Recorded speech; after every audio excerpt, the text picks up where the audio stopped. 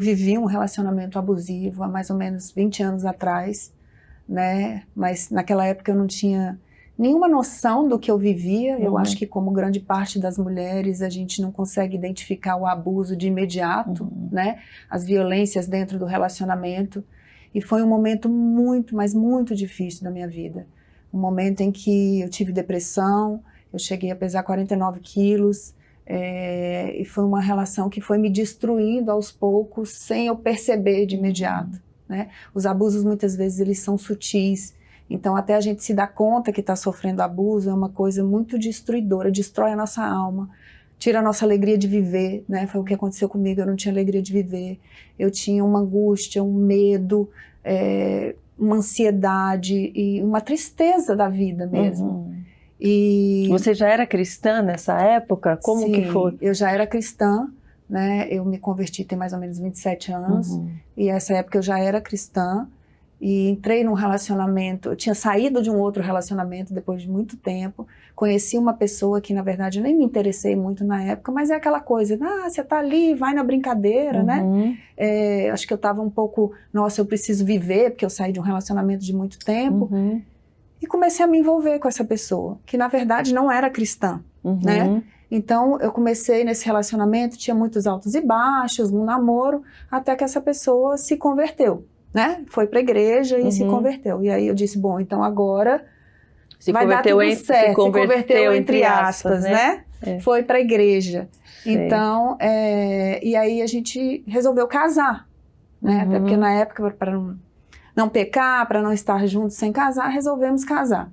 E foi assim, muito ruim. Foi uma escolha que eu fiz que eu tenho certeza que Deus não estava nessa escolha, né? E eu precisei depois sair disso porque realmente aquilo estava me matando aos poucos.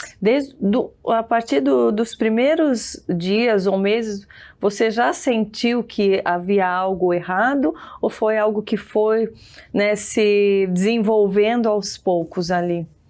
Foi desenvolvendo aos poucos, porque no começo tudo parece ser muito bom, né? A pessoa se apresenta para você, todo abusador ou toda pessoa tóxica, ela se apresenta para você geralmente como um príncipe, né? É aquela pessoa que te faz sentir especial, que diz que te ama, que você é a mulher da vida dela, né? E que você, né? Quero casar, eu quero ter filhos, nós vamos ter um futuro lindo, muitas promessas, muitas falas bonitas, né? E é claro que você se sente especial, né? E você acaba se apaixonando e querendo viver aquilo que aquela pessoa está te apresentando. E só que com o tempo, esse personagem não se sustenta, né? E aí as coisas vão desandando. E aí eu comecei a perceber muita instabilidade no relacionamento. Um dia a pessoa estava ótima, outro dia ela estava mal-humorada e tudo estava ruim, o mundo era... né? Eu era culpada de tudo que estava acontecendo. Então essa instabilidade já é uma coisa que me deixava pisando em ovos. Eu falo isso hoje para as mulheres, né? Você começa a ficar tensa, tentando fazer a coisa dar certo, achando que o problema está em você, né? Eu achava que, bom, eu devo ter feito alguma coisa, talvez eu não esteja sendo uma boa esposa, talvez eu não esteja sendo, né, o que ele precisa. Então, ia tentando melhorar. Até que as coisas foram ficando muito difíceis, né? Dele sumir, não dar satisfação, de sair, voltar de madrugada, de ser agressivo verbalmente. Então, a coisa foi desandando muito mesmo. E aí, o que eu era assim, eu falava, tem alguma coisa errada, isso não é casamento. Não é possível que casamento seja isso. E onde muitas acabam sustentando, porque, né, quando a gente fala com pessoas, né, que estão casadas, a grande maioria fala, mas problema todo mundo tem. Casamento é isso mesmo. E você vai aceitando aquela vida daquele casamento que está insatisfatório, né? Que está ruim. Nem é casamento, na verdade, né? Porque casamento é uma parceria, né? Que se constitui em amor e respeito. Quando você não tem amor e não tem respeito, isso não é parceria. Você não tem mais o propósito real de um casamento, né? Que Deus, né, diz que é um casamento.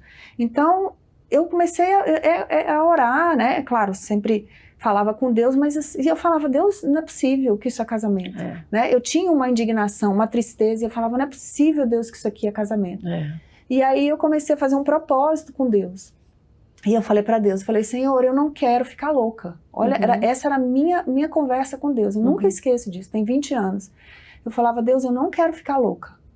E eu não quero ficar 20 anos orando para uma pessoa mudar. Eu quero viver, eu quero ter vida, porque isso aqui não é vida. Sim. E eu comecei a orar nesse sentido. E quanto mais eu orava, mais as coisas apareciam.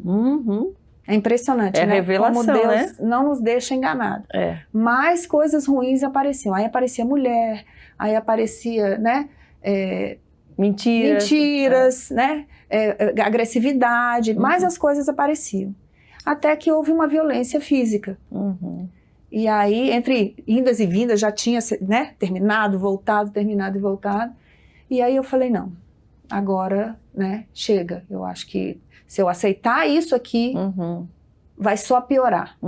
Né? E aí foi quando eu decidi realmente sair do relacionamento e me separar e entrar com divórcio e seguir a minha vida. E foi tão interessante na época que eu fui a conversar, meu pastor estava acompanhando, né? E conversei com o bispo da minha igreja na época, que nem me conhecia, o bispo, e ele me disse uma palavra muito interessante que eu também não me esqueço. Ele disse assim, Jesus, quando escolheu os discípulos, né? Quando ele escolheu Judas, Judas era para ser discípulo, né? Mas Judas escolheu um caminho diferente. Mas Jesus não deixou de cumprir o propósito dele por causa de Judas. Sim.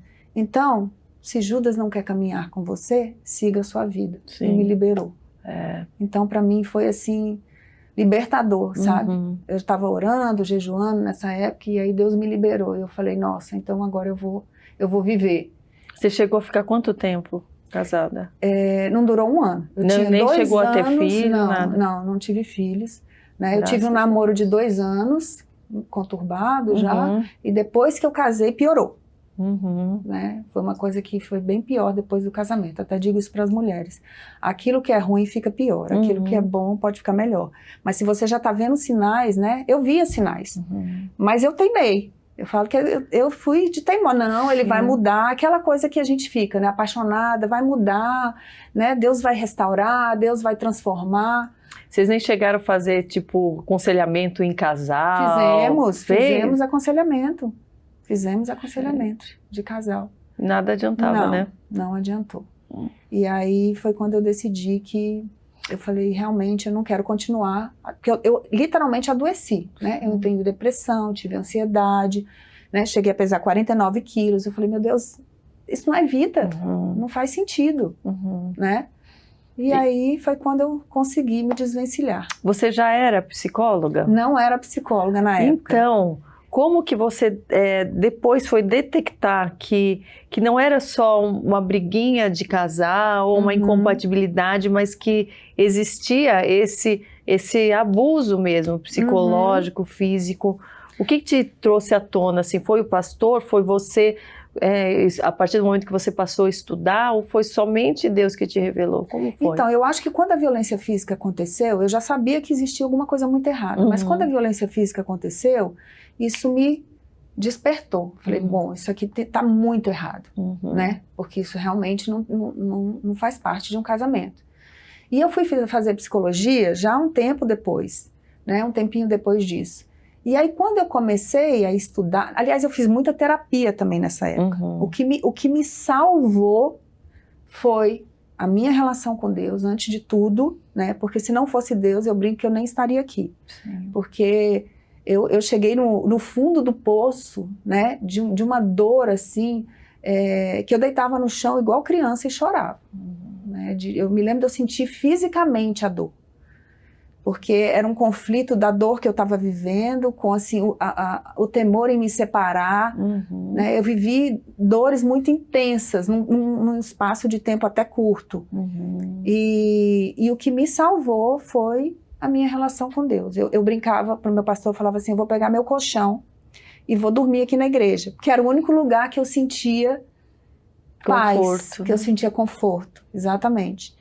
E o que me ajudou muito também foi a terapia. Eu fiz muita terapia na época e eu comecei a perceber, né, nesse processo de estar caminhando com Deus, da terapia, de que aquilo era abuso, de que aquilo não era normal de fato, né? Que não era saudável permanecer ali. Mas eu ainda não tinha dimensão, eu acho, da gravidade de tudo isso. Sim.